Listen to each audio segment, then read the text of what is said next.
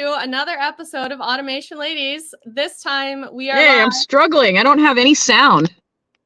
Okay, well, we can hear Sorry, you. you guys. Good. Hi, Courtney. We have everyone. We're kind of in the process of everybody joining and figuring out that they're here. And Courtney dropped off. So it looks like she's in her car somewhere. We may or may not see her again this episode. But yeah, today's guest, we have Jasmine Quick joining us from Australia, a day ahead in the future, 8 a.m. on a Friday. And here we are recording and are live at 3 o'clock Pacific. No, 3 o'clock Central Time. If I'm getting 1 that p.m. right. I always get it wrong. Yeah, 1 p.m. Pacific. Yes. Okay. It is a small, large world when it comes to the industrial automation community, and we've been making more friends in Australia. So we're super excited to have you on. Thank you for joining us. Thank you for having me. Quickly, before we get into the interview, and also to give Courtney maybe a little more time to see if she can join.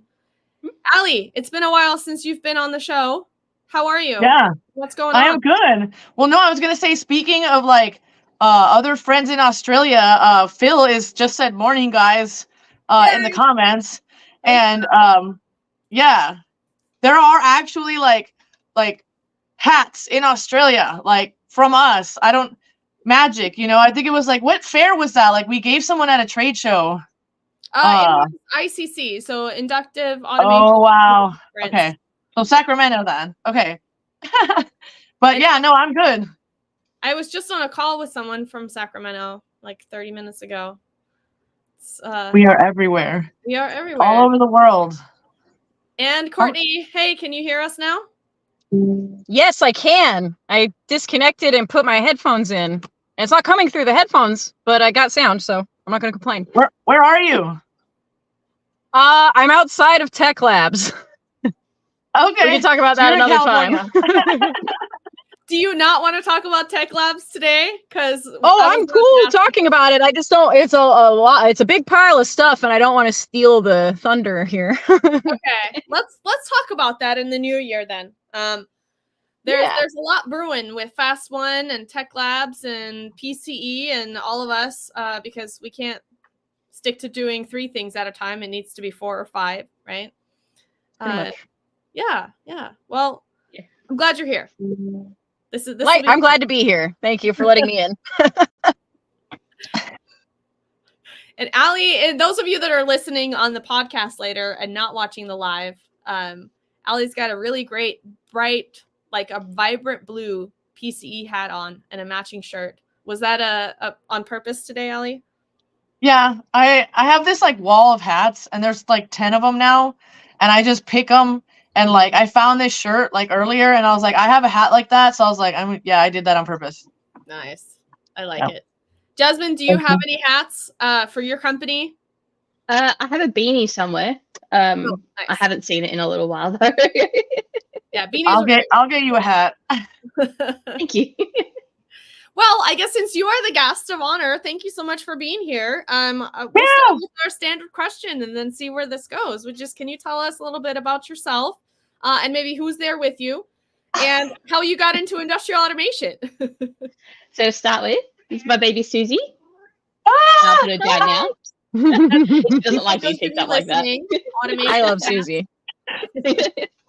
So I'm an engineer for GPS Electrical Services. We do industrial and electrical engineering, mostly around Melbourne, and some further Victoria and a couple interstate as well. It's crazy big, actually. And so I work as part of their maintenance team there as well as a qualified electrician. So I kind of float between, but I much prefer the engineering work, and I think I've made everyone aware of that.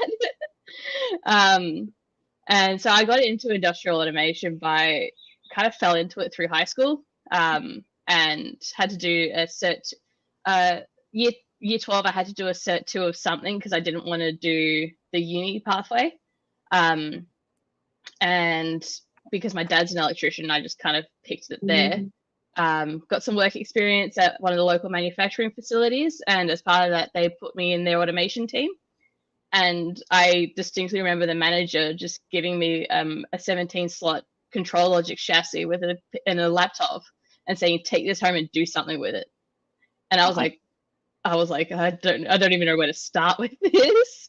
He gave me a little bit of training and like, all right, here's how like you get online, create a new project, and it was like, take it home. And I'm like, too many options. And then just kind of continued from there. Finished my apprenticeship, joined their automation team. And then after a couple of years as an automation technician in just that one plant, I joined GPS. And now I get to work for a whole bunch of places, and it's been really interesting. I've been learning a lot, especially a lot of ignition. We've been doing a lot of that lately. It's been good fun. Very interesting. So what did that first manufacturing plant that you worked in manufacture?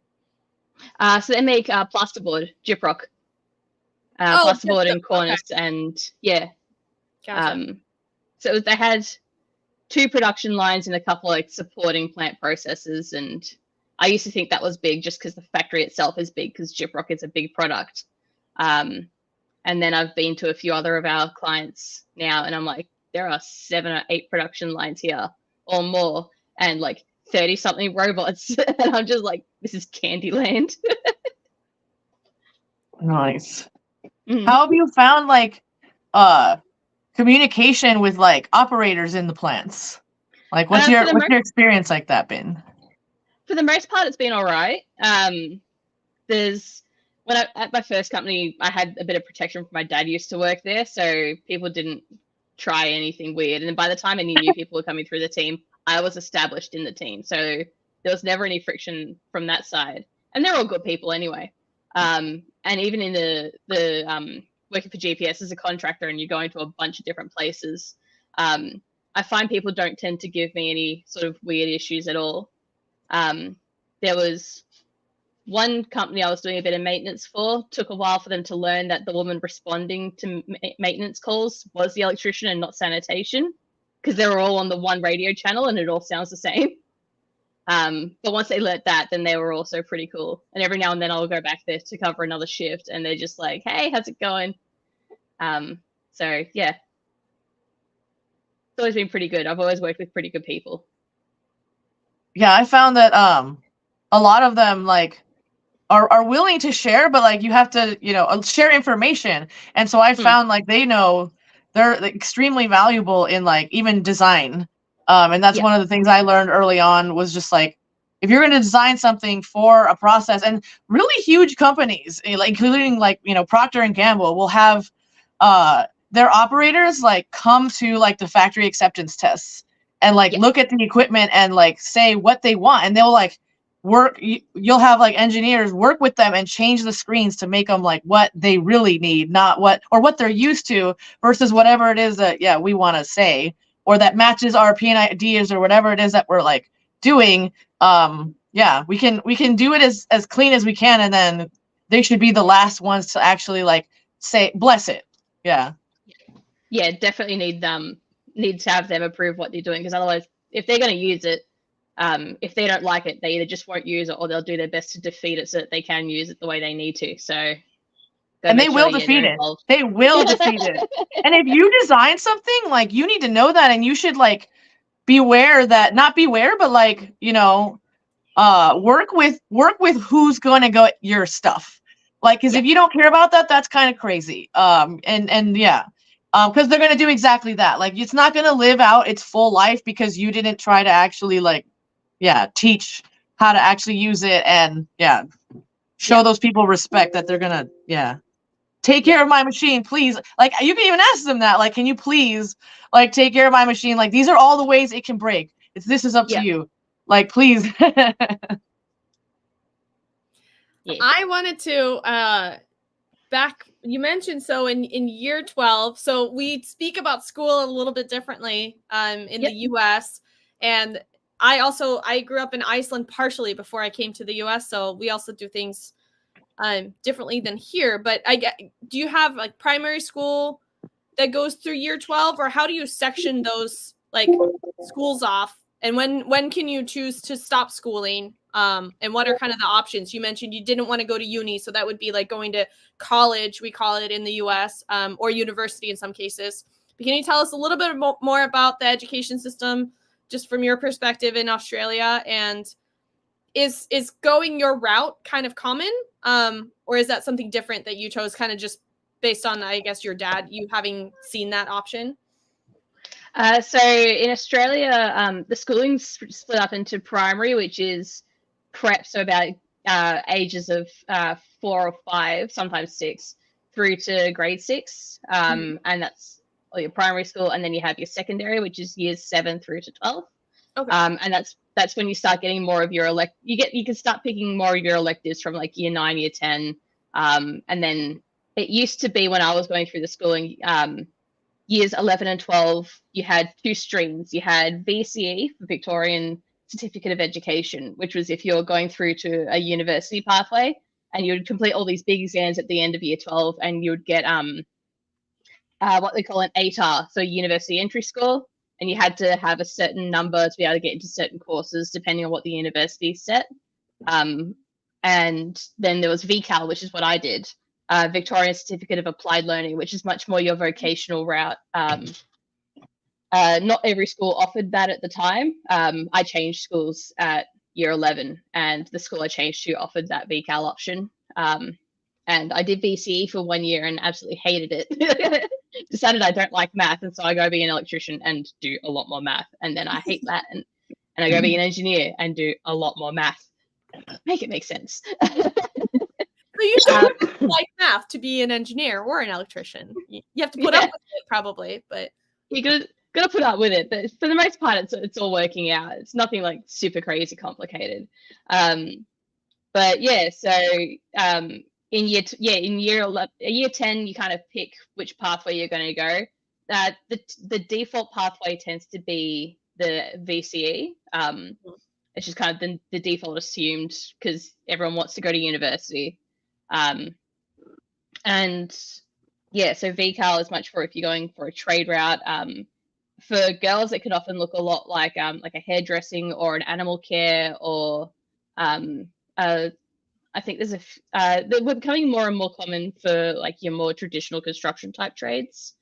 But I was definitely the only one in my class going for any sort of construction type like that. I think the last one to go that route had been a couple of years before me, and she went and became a mechanic. Oh wow! So one like a couple of years before. Yeah, I was at an all girls Catholic school, so they weren't drilling it, but when you're surrounded by that environment, you don't tend to really consider other options. So, but yeah, and then so your tertiary sector, which is your university, or your TAFE, which is your vocational trades. TAFE comes up to from a Cert 2 typically to an advanced diploma, and often an advanced diploma can be used as a pathway into a bachelor's. So in the university side, if for whatever reason you didn't complete the traditional pathway of going through VCE and straight into a university, that's a way that you can get into those courses if you didn't follow that traditional pathway. Very interesting. Yeah, we have people from, I want to throw up a few comments from all over the world. We got Saeed from Libya. Hi, thanks for joining. Andrew, forget where you are, but hey, good to see you. I know you're in the US here somewhere. If I'm remembering correctly, maybe somewhere in California, but I might be wrong. Italy, hello. Oh, we got Mom. Hi, Patricia. Thank you for joining and making a comment. Allie's mom. Whenever I see the number of countries that listen to Automation Ladies, I do -1 because I know Iceland is my mom. You can't not count your mom. Well, I mean, I know she's just listening because it's me. That's a fan. My mom's a fan too. She also technically works in the industry. My mom does not. Houston. Hey. We're neighbors, sort of, but we're still like an hour away from each other, if not more. Probably more when there's traffic even, because Houston Metro is huge.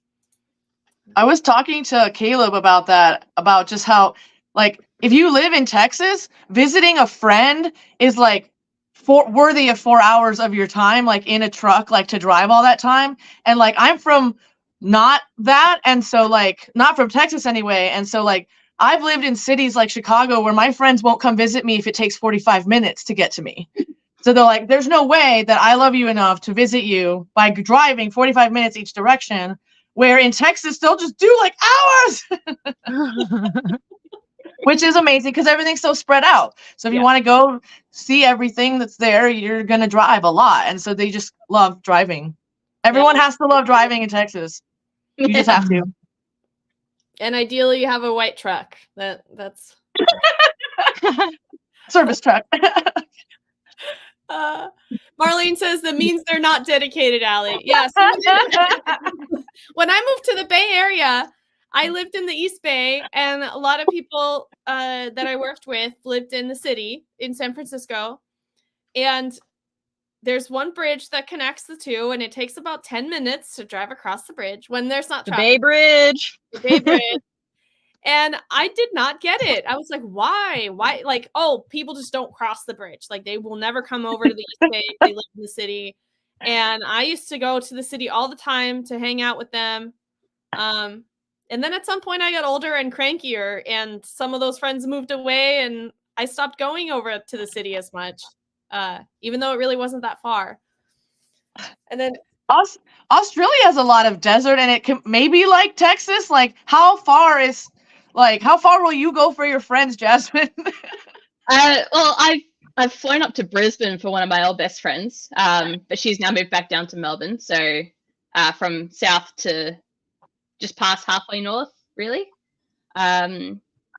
What distance is that? And I'm not even going to understand kilometers either, so that's going to be fun. Let me maps that. A drive would probably be nearly 20 hours because that's. Oh my god! That's why you fly. How long was the flight? Yeah. The flight was like 2 hours. Okay. Huge. 2 hours. Brisbane. That's wow. Yeah. And then you mentioned your service area goes quite a bit like beyond Melbourne. How far would you drive for like a client? For work? I know sometimes we fly out, especially if we're doing a project. We have a couple weeks we've done projects in other states. But our typical service area is Melbourne, quite a lot of Victoria actually. I've done times where I've gone and filled in shift at a meat processing plant, 3 hours drive north of us, so right on the border of Victoria and New South Wales. That's kind of the farthest I've personally traveled for it.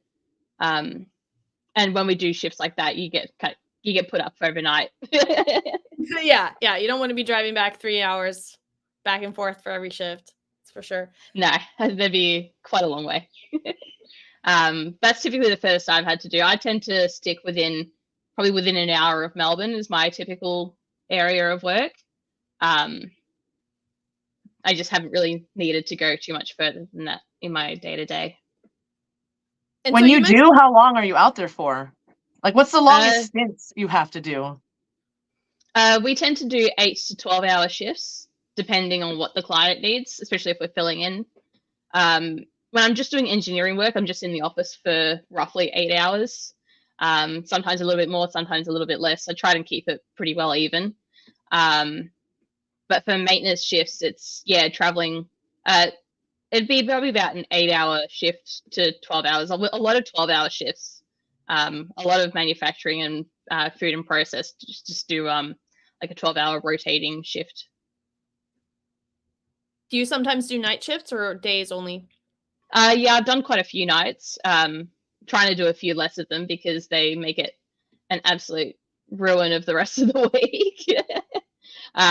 But yeah, I've had to cover them before. And at my old job, I was doing a solid rotating pattern of it'd be like 2 days on, 3 days off, 3 nights on, and just rotating 2s and 3s, and it was not fun. Kind of painful. Yeah, that sounds rough. And I think we found out now there's enough research to show that like screwing up or not giving your body any kind of predictable rhythm as to when you're going to be awake and when you're going to be sleeping it takes a toll on the health. So I'm glad you're not doing that anymore. Yeah, I've managed to really step back from a lot of the rostered support and mainly just the odd shift here and there when the rest of our team can't really cover it. Is there on the employer side, we need to just make it too expensive. Like if it's expensive enough, then they'll just wait to actually have our people during the normal times that, yeah. But sometimes there's gonna be a lot of instances where you're gonna have to, like, I don't know. Like for me, I can see promising my people, something, because they're gonna, get burnt out. But I'm gonna need them to do like some of these burnout type sessions where, the customer needs this thing done and it's a big project and it's a big deal. And as long as I don't have those back to back to back to back on people, like that's what I'm worried about, is like not having them do that back to back to back. So I recently just finished a project where the install week of it was one day would be prep for just 7 till 2, and the next day would come in at 2 a.m. to actually start doing the changeover. And then the next day was back to the 7 to 3 to prep the next room, and then the 2 a.m. start the day after that, just to fit in with the we were changing over a post-mix system for a client. And it was just when they said would be the least used, they would be able to shut off a whole bunch of bars so that we could just turn everything off. And shut down. It's just part of the job sometimes, is you have a pretty good time and it's pretty consistent, pretty solid most of the work. And so every now and then you just go, look, I'm getting paid for it. You can just do like a couple of days of like a weird time or a hard start or something, because it's not every time. Yeah, we have a comment from one of our listeners. 4 on, 3 off works well. I used to have a rotating roster that was based around the 4s and 3s, and that was all right because one week we would work 6 shifts and then we get a whole week off every month, and we quite liked that. And then that management, that was at my old job. They decided they wanted us to match up our roster with the production guys because they wanted us paired up with the supervisors. And not long after that, our team started leaving. We didn't like the new roster and we didn't want to be on it, but they just made it happen. So, yeah. What's your favorite part of the work that you do? And maybe what's your least favorite? My favorite would just be the sheer variety of it. I'm learning something almost every day. Thanks, Rob. I'm learning something almost every day. And it's been really good. When you're working at the one place, you get to know how that one place has all of its processes work. So that's how I got a lot of my Rockwell training and a lot of things like, what's the cat doing? A lot of training on sequence logic and things like that. And then I've come to GPS where I've got a little bit of exposure to some Siemens programs, a lot of exposure to Ignition, some more exposure to Factory Talk View in a machine edition, and also coming in as a contractor trying to work on someone's site edition and how you get into their systems to be able to do things, because you don't just automatically have access to everything. And things like Modbus. I learned Modbus earlier this year, and I can see why we like it. It was a bit of a pain working out how to address everything, but once I got that down, it was understandable. But I'm just enjoying that I'm just learning everything, and there's just always more to learn. Always more to learn. My least favorite. Well, what would be my least favorite? I actually wouldn't know. I don't think I've had a least hardware, favorite. software. Sometimes people like one or the other. Like I like hardware more than I like the programming and software. And most people are the opposite of me, at least that I found in at least in engineering. I don't know why. Yeah. I definitely do prefer the programming. See? People are okay. Yeah, because how often do you get into a control panel to have to troubleshoot, I guess, with, because that's a good skill. And actually, not everyone has both of those skills. And if you do have one or the other, you should, try to learn the other one. Because they go really well hand in hand. VMs. Yeah, we use a lot of VMs. We do at too. our work. Well, integrators tend to use VMs a lot just because we can't have one laptop or / machine have all of the softwares we need for all of the customers. Even if all your customers were one platform, they wouldn't all have the same like version, because that is Murphy's Law, and you're never going to have like anything other than just like a giant cluster of platforms and versions. And that's why people use VMs versus like in SCADA. Like a lot of companies use SCADA just to run their like automation platforms or all of their servers for SCADA or Historian or whatever. So there's two different ways to use VMs, but integrators use VMs a lot, and people don't know that going in. And I don't know that they teach so much VM stuff like in like mechatronics programs or like. I didn't have any exposure whatsoever, but I was studying chemical engineering, so they weren't going to show me that anyway. Yeah, how did you see VMs before your current job or before college, or like when did you ever first see that? So I never actually finished college or university or anything for That's my awesome. course. Managed to get entirely on the job training. So I've always seen a little bit of exposure to VMs. It was just a common way that in my old workplace, it was how they made sure like the laptops just had an easy access to the Rockwell suite. And in my current workplace, it's just, how we distribute having access to all of it. I managed to keep breaking my VM. So my boss has actually just been texting me saying that I hate them because they always crash. I'm like, yeah, I keep breaking it. I broke some too. I just spent several hours just re-downloading Studio 5000 and Factory Talk, and I had to do that again earlier. You kind of learn to store everything. I learned early on that I had to have like massive amounts of storage devices because I had to store these gigantic virtual machines. And break them. And one time I got all brave, and this is the only time I ever did this, and I'll never do it again. I was like, I'm gonna have all the versions of Rockwell on this VM, and it's gonna be my mega VM. And then when I finally, and it was like a good VM, it worked well for me, and I finally like load the last one, and I wasn't paying attention to memory, and I never do, because I'm like a data unconscious person. Like a lot of people watch all the like data, and I never care about like the data usage. And so I go and literally my own C drive of my computer blew up. So my VM definitely blew up, and it never came back. Like I had to completely rebuild a new VM, and it was the saddest thing I've ever experienced. With the virtual machines, and it happened with VirtualBox. So I just like have this thing against VirtualBox, but I shouldn't because it was me. And because you can use VMware or VirtualBox, and I actually now with my company use Hyper-V just because it like is free with like Windows 10 Pro. So I just keep doing that. But I know that a lot of people love like and swear by VMware Pro, like the professional VMware. What do you guys use, and what do you like? But I'm sorry that you've broken VMs, but that is a very normal thing. I've done it so many times. It's so sad. That was actually really good to note, because I've been meaning to download one of those old packages of Rockwell where you can download like a bunch of different versions of Studio 5000. Because I'm like, I keep going to clients and they'll have 17 and a version 20 and a version 25. And I'm like, I'm currently running version 35. I've got to be able to get into something. We're also using VMware. I had Pro for a while, and then I broke that VM, and because I had a snapshot, I had to completely rebuild it.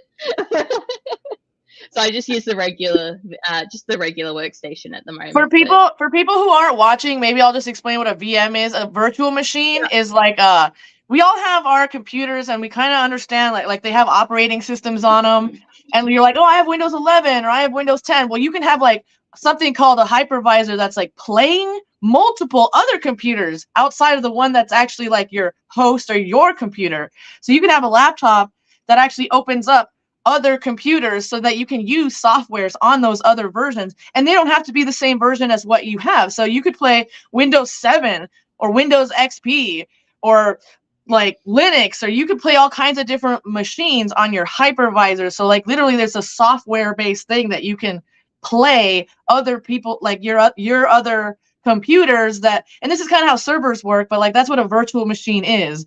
Sorry, just making sure that like we just say that in case. Yeah. Yeah, We good just job, Allie. I going was on, gonna going on ask, a VMs rant. or maybe make just the point that stands for virtual machine. Yeah. I think a lot of people probably know, but in case they don't, that was helpful. I know one example in real life where running out of memory became really, really expensive, which was the recent Toyota shutdown in Japan. It was actually caused by their main system running out of memory. Ouch. Yeah, and their plant was I think it was more than one plant in Japan was down for days. And I don't know. That's pretty big. Yeah. So the memory thing, small scale, large scale, people got to pay attention to that. Definitely not something I ever think about. I use a MacBook and I mainly run Chrome browsers with all kinds of extensions, which is why even though Chrome is terrible and uses way too much memory, I will never stop using it. My husband hates it and tells me every time he sees it that it's the worst browser and I shouldn't be using it and it's hogging all my resources on my computer. And I'm like, I know. Yep. That's what I do though. That's my work. Yeah. But all I have to do is find the parts, not use them. Find them, not program them, not use them. Allie and everybody else deals with that. Yeah, memory-wise, the most I can think of it is, does it fit? Yes, sweet, I've got the space. Or if I'm doing like a move function, move or copy, it's like I'm not trying to copy like a whole like dent into something too small for that and causing a potentially critical error or something.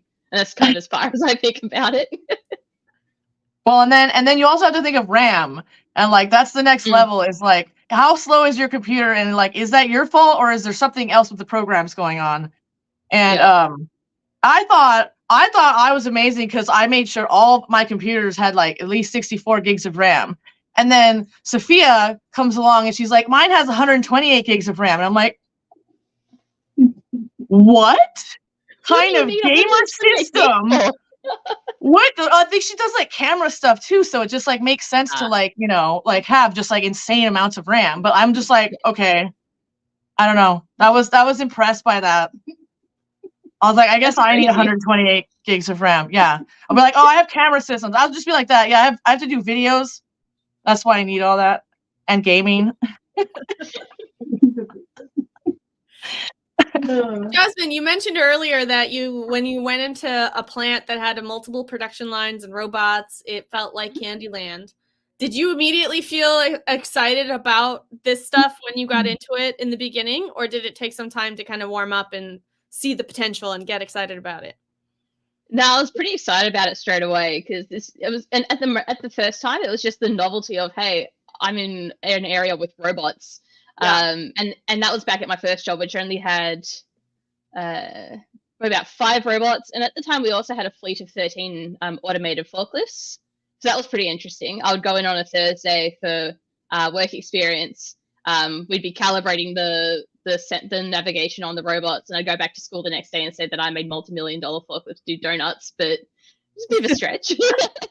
So that was always pretty cool. And then when I started going to other facilities, and there was one facility I remember, I think they're now up to probably about 35 robots. They're one of the biggest clients of that robot company in the Southern Hemisphere.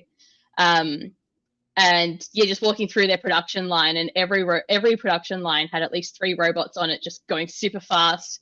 They had one of the production lines makes a really small little product, and they have those robots that hang from the ceiling with, like, I call them spiders, but they're not spiders. They've got the 3 arms that come down to a point. Oh yeah. And those robots were going absolutely flat stick trying to pick up all of this product and still missing them all. And every now and then you get a leak in the air hose and you start throwing the product everywhere. So I always found that kind of funny, just a little bit. Yeah. I was in a cheese plant once, and like we literally like opened a valve to a manifold, and it was the wrong valve, so a lot of milk spilled everywhere, and we literally made jokes about spilled milk for like a long time. Did you cry over it? Can't cry over spilled milk. Be like, there's a lot of milk to cry about here. There's a lot of milk to cry about. Allie came to visit me, or she came to Houston for business and to visit a friend. So we can call that a long distance, a trip to make to see a friend, right? Business. for my accountant. um no, you bring your accountant into it. Now I'm feeling bad. Anyway, we found out that we had a number of more things in common than we even knew from the beginning. And one of those things, I don't know that we discussed it specifically on this trip, but we both have roots in dairy plants. My grandfather studied dairy production in Denmark and worked in a dairy plant making butter his whole life, or his whole career. And my parents met at a dairy plant during a summer job one year. And Allie, you also have what was it? Your grandfather? Like, so my mom's like baby face. She's like the youngest of 18 kids, but like her baby face was used as like on the butter tubs. So my grandpa had like, they lived on the floors above and like below. And then this is in Mexico, in León, Guanajuato, and like they had like a production facility like going on underneath. Like everything's batch, right? And they would sell dairy underneath, where they lived, and there was always people there and trucks coming in and out, and it was like a true like production facility of dairy. Yeah, it was kind of neat that like we both found out that like our grandpas like did stuff with milk. Well, apparently even more so in common, like they literally both made butter. Yeah. And then on my dad's side, we come from dairy farmers. And so we would have, make the milk and put it into, I guess, very large containers. Well, largest relative at the time. And then the dairy truck would come pick it up. And that's how my family would like hitch a ride into town, is on the back of the dairy truck. But I've also been in a couple cheese plants, and man, I love food and beverage. Mainly when you get to sample the stuff that's being made or whatever. Although there is all kinds of food being made now that now I'm like, maybe I shouldn't eat it after this whole process happens, rather than pros. I love the stainless. Yeah. The sanitary, just like how there's stainless just everywhere.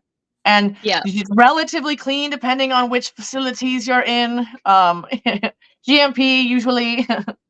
Yeah. Although I have to say, onion cutting places are not my favorite. Onion cutting? Think about bear mace. Think about a bear mace facility. Like, or like bear mace. Like mace. Oh, bear mace. Like pepper spray. Mace. Like pepper spray. Yeah. Like when that stuff leaks, how fun. Ooh. Well, I did read an article about this community surrounding like a sriracha manufacturing plant. And they would get like, there's just a lot of hot pepper in the air everywhere. I've been to like, what is that, Avery Island? Where do they make Tabasco in Louisiana? I've been there, and like it's really strong outside of the building. So like really strong. You're like, wow, how do you work in this very strong pepper smell? Yeah, I don't know. Yeah, onion cutting. So here, at least here in the US, like prepped food is popular in grocery stores now. So you might buy like pre-chopped onion in a tub or sliced, or they'll sell it sliced or chopped to food service, to restaurants, distribution, that sort of thing. And so I've been in a couple of plants where they were processing the onion, and that was a lot of crying out over spilled milk. Of a different baby. I can't stop crying. We have Vlad from Manufacturing Hub joining. Thank you, Vlad. Nice to see you here. He was asking, I guess, relating to the gamer laptop comments earlier, what kind of gaming? And I know he games because the way they got their show started with streaming and all of that was from their experience streaming gaming. So I don't know what Sophia plays with her 128 gigs of RAM, but the only gaming I ever did in college was World of Warcraft. But she's probably like playing some other RPG. I don't know. Yeah, Jasmine, do you play any games? Are you a gamer? I've actually just started playing a game with some of my old housemates. We play For the King 2, which is like similar to a D&D type online game. Awesome. So I got a couple of sessions into that, and my old personal laptop just could not handle it. So I ended up working with one of my coworkers and bought and built my own computer. So now I have a pretty flash desktop computer at home.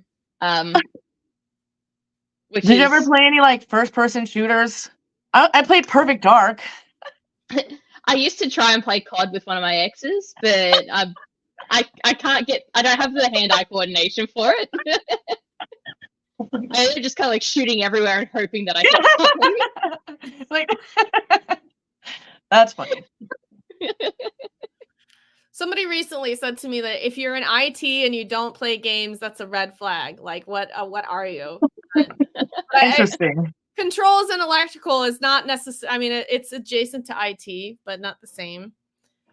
You have to have an IT overlap, person, right? Even though you do what laymen would probably label as IT sometimes.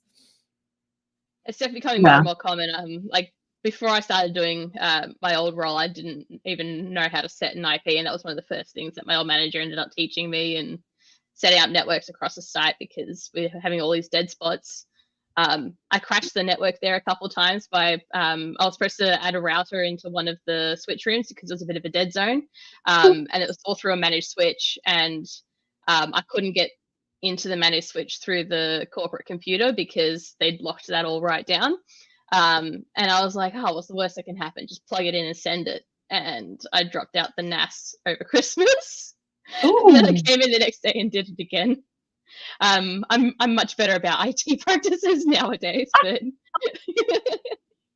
yeah, you gotta be careful out there. Like I've seen people, like this was fun. Someone, I won't say where it happened, but like they didn't know exactly what they were doing with RS links, and they were trying an experiment, and instead of doing the change of the IP address that it was going to be NATed to, they decided that they were going to change the IP address of the HMI to the exact same thing as the PLC.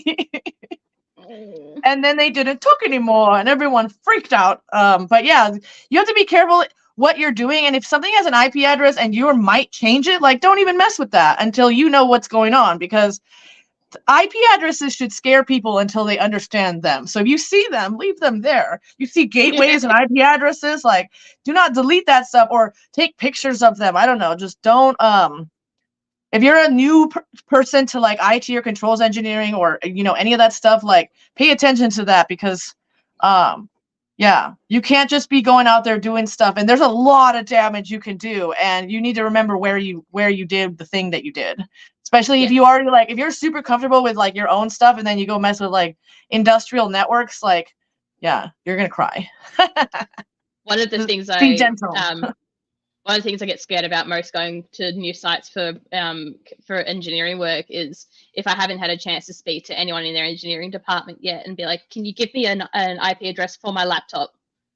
Yes. So that I can get myself into your network? Because otherwise I'm like, yeah, because if you assume one, I mean, unless there's a DHCP server that can give you something, like you should not go on there and be like, I'll just be blah, blah, blah, because you have no idea what they really did. And like, you might step on any kind of controller or another computer or a printer, and then you're like, I was getting addressed the same address on my computer from a DHCP server as a VFD, and I saw the craziest stuff I've never thought I could see, and I don't ever want to see anything like that again. And so you can do really bad things by duplicating IP addresses on networks with like DHCP servers and other stuff. Like, just be so careful. Like, if you're going to do a static address, you need someone's permission. And you need to give that. You need some IT person in the universe to give you that address. Otherwise, like, good luck to you. Yeah. Thankfully, the worst I've seen from duplicates is that it just drops them both out and just won't communicate. I haven't seen it do any sort of crazy responses as a result of that so far. But nice. Yeah, a bit scary sometimes. Yeah. What is your favorite thing that you're learning right now that's a little bit new, or like the thing that you can't get away? Like, I don't know how I'm trying to word this. Something that's like impressed you. Some stuff is hard. Yeah. What are you learning that's exciting, if anything?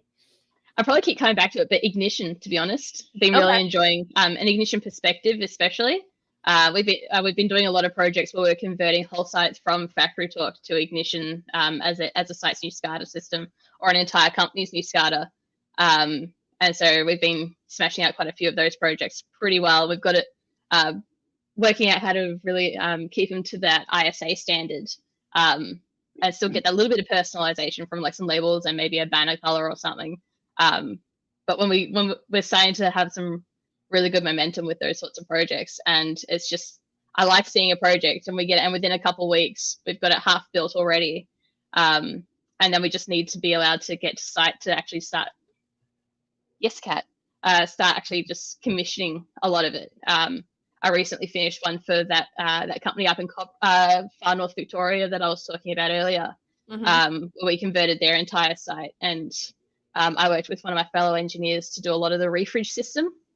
And that actually ended up being a pretty smooth project. I really enjoyed that one. We just took the old screen, put our new screen beside it, made sure it all functioned the same, but looked quite a lot better, to be honest.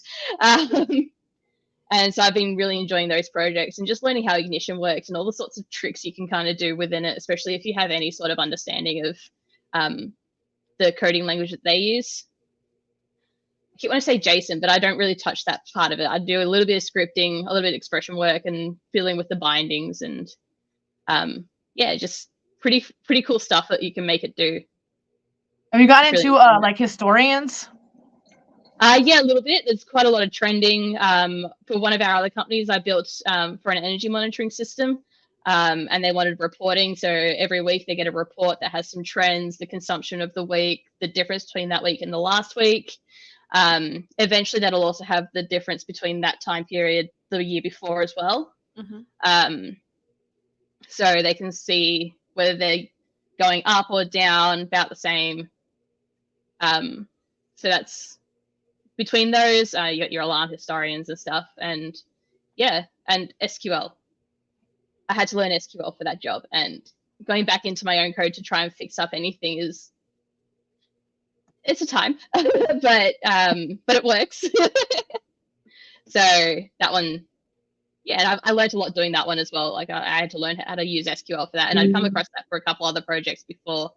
But that was my first time really building my own scripts and not just interrogating someone else's database. Yeah, very cool. It's definitely in database work. Having that knowledge and being able to use it in this context, I think, is really helpful. Our last interview with Naomi Pittman, she started out in IT and then she became a master electrician. And the fact that she can work with databases, I think adds a helpful skill. But that's also really helpful across like all kinds of other jobs. If you're like an analyst or a product manager, it's something that I used to work with, and then we decided to build an engine that would just convert natural language to SQL so that we wouldn't, like, not everybody would have to know how to write the queries. Okay. Oh, neat. Yeah.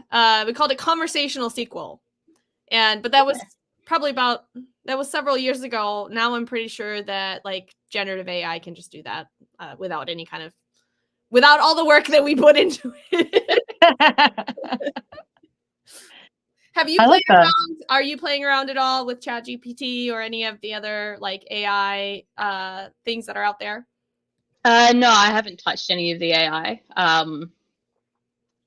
I kind of don't really know how I would apply it to my work.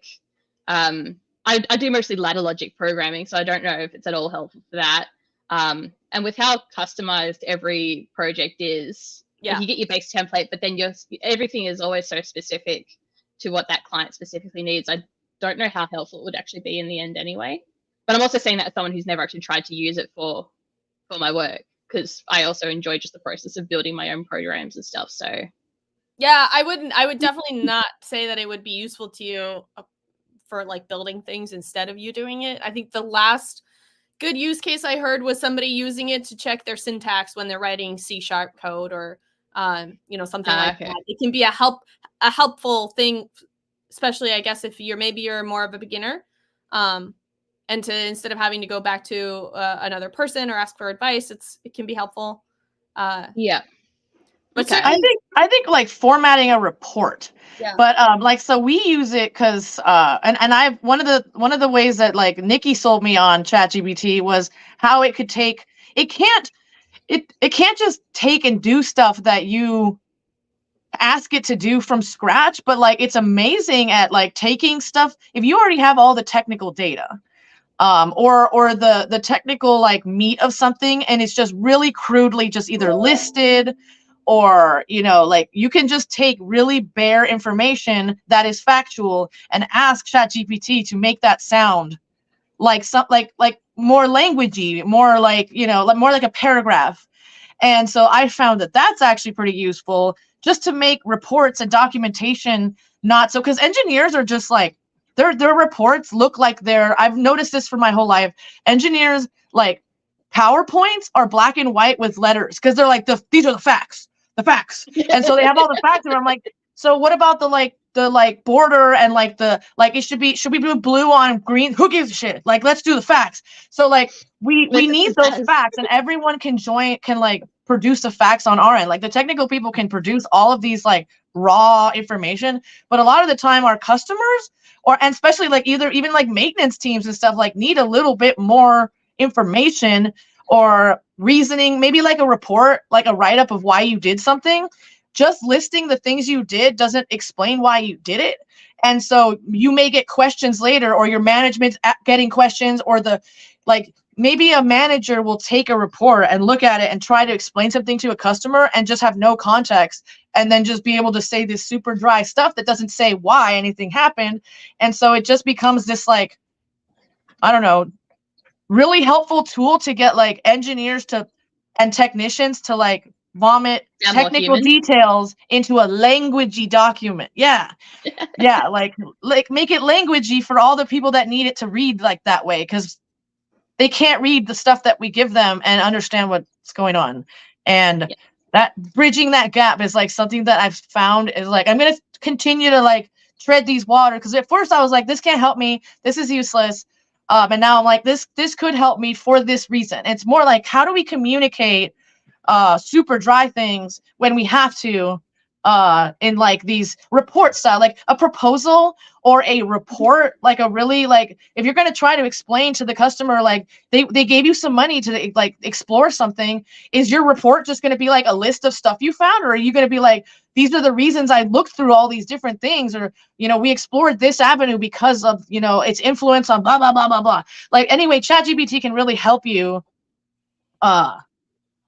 yeah, it's almost like bridge the gap between technology and like, or technical dry data and like, yeah, that it is a language model, right? So it's supposed to sound like a novel. And actually, when we used it, like that's what it did. It just made me sound, because we were doing a proposal, and so it just like made my firm sound like we were like just like we wanted this so bad. Like this is not just like a proposal. This is just not RFQ. This is our symbol to like commitment and like all this other stuff. And it just sounds good. So there's like, there's value that can be had there because like the people that are reading it, not necessarily engineers. Like it depends. It depends on the reader.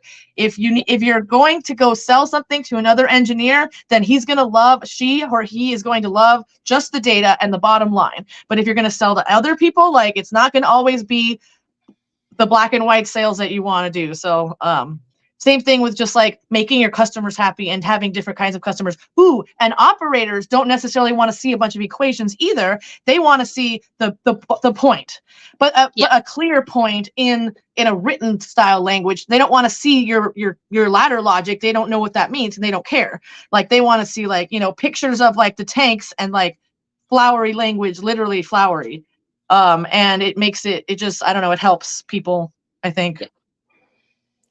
We'll that makes sense. Into a segment and we'll say Ali G's suggested ChatGPT prompt is make it languagey.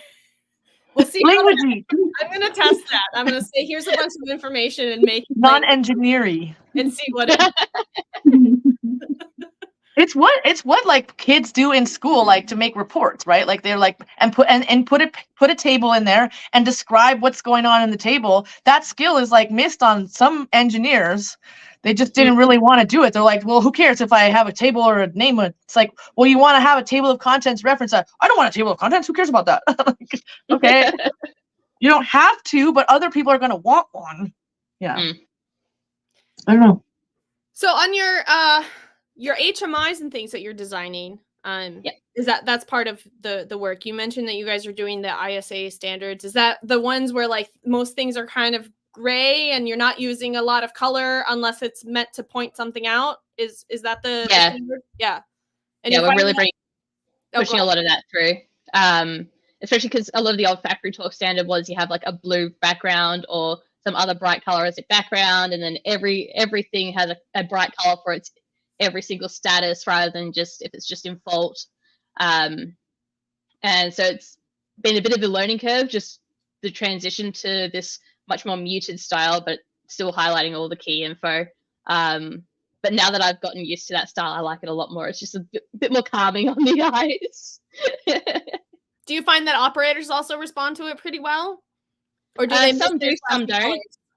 Some of them like to look at a screen and see a sea of green because that's how they know everything is working really well. Others also are also liking the more muted style where it's just it draws your eye to the fault, and if there's no fault, then everything's fine. So it really depends on the operator, what they're used to, and what they're willing to adapt to. Right. Which again comes back to Ali's point earlier of getting the operators involved in the commissioning process because they're the ones that have to use the product, so they have to be happy to use it. I guess I don't know anything about Australian electrical code, but as we have some friends in Canada here, and I've seen some work done in Europe, but there's probably differences in Australia as well between like what colors are used to done for certain things. Are there any noticeable like particular discrepancies that you know of between Australia and other places? For HMI stuff, I don't think so. It tends to be a pretty standard.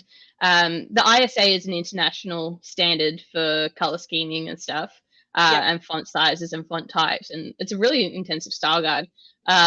For actual electrical work, we do have set colors for the active and your neutrals. But when you get below 50 volts, it's very much up to basically your own discretion. Below 50 volt AC or something DC, 50 volt DC and another number AC, I can't remember off the top of my head. It becomes extra low voltage, and that's got its own section in the standards, but it's also color scheming wise is just up to your own choice. But for your low voltage, so your regular like 240 volts and 415 volt systems, 3-phase are red, white, and blue. You used to sometimes have people use a yellow instead of the white, but that's now being phased out because yellow and green are your grounding or your earthing colors. So they're like no more yellow as a phase because you don't want to get that mixed up. And your regular 240 volts, so your single phase systems are red and black, or blue and brown, basically depending on who supplied the end appliance, really. Yeah. Very cool. Well, it looks like we're getting close to an hour here, so this has been a very fun conversation. I'll ask, I guess, our kind of a closing question, which is what is there anything cool that you have coming up? Is there anything we should expect to see from you? And where can people, connect with you, follow you if they want to follow your journey, and see what's going to be coming up for you in the future? Coming up, I don't think I've personally got anything. Just continually working on projects. Working a maintenance shot over the Christmas period. I've signed a 6 a.m. start, an hour's drive away. Why do I do this? The world thanks you for keeping things going. Thank you. Keeping things being made while the rest of us are on holiday. It's at a chocolate factory, so at least it'll smell nice. Ooh. So you're really Santa's helper in disguise. That's what I'm getting from this. You can follow me on LinkedIn. I tend to react to stuff, like just reacting to posts more than anything on there. With the occasional actual personal update. I'd say follow my Facebook, but that is nowhere near professional. And a lot of just You won't see anyone else in Don't your even newsfeed, mention I it. can tell you What that. Facebook? But yeah, so yeah, just feel free to add me on LinkedIn. Follow our company. Just a last little shameless plug there. Yeah. If you want to tell us, Yeah, tell us about GPS. Yeah, do a bigger plug for GPS. Yeah, and your boss. Yeah, so hold on, let me pull up the LinkedIn. So GPS Electrical Services, yeah, we're an electrical and industrial contractor based around Melbourne. We do mostly food and beverage industry, but we are also doing we do a little bit of food and beverage, a bit of other manufacturing, some pharmaceutical work, and I'm blanking so hard right now. I'm sorry. Maybe chemical, oil and gas. Not really the oil and gas. Utilities, no, I think mostly just the food and beverage and the pharmaceuticals. Or packaging, maybe. Yeah. Yeah, but if most places have a packaging facility and we can do the maintenance there. And yeah, we do electrical installations, electrical maintenance, industrial programming. We can do Rockwell and Siemens, and we're learning some of Mitsubishi. So we do have quite a variety across all of our teams. Very cool. And where can you service? Do you service all of Australia, like the Melbourne area? We typically do Victoria, but we can do all of Australia, most states, if not all states, because we have done projects across several states. So okay. Yeah. Do you think maybe you'll be coming to Folsom for an Ignition Community Conference at some point in the future? Yeah, let's ask your boss. It's a long trip, but I know people make it from Australia. Or maybe there will be an Ignition or a Australian conference, since you guys have inductive automation in Australia now. Yeah, we do actually have inductive automation in Australia, so that would be quite interesting to see. But otherwise, I will try and make it. That would be quite cool. I'll have to maybe see how we go. Yeah. Well, we hope to see you in person at some point in the future. Sounds like you're interested enough in the space that as long as you keep learning new things, you'll be sticking around for a while, right? Yes. Yeah, one of my favorite parts is just the constant learning. So I don't plan on moving around or leaving anytime soon. Yeah, that's good. That's great. Sounds like you've had a good experience. And I personally, this is also my favorite thing about the industry, is that you have the opportunity to keep learning every single day if you want to. There's definitely no shortage of things to get under your belt. So thank you so much for joining us. Really appreciate the time. Thank you for having me. I hope you have a great rest of your morning and a good Friday and a weekend. And for those of you that caught us live, thank you for joining us. And for those of you that heard this recording, I don't know if it's going to be before, it'll probably be after Christmas and in between New Year. So happy holidays to everybody. And thanks, everyone. Thanks. Bye. Nice to meet you, Jasmine. Nice to meet you guys too. Bye. Bye.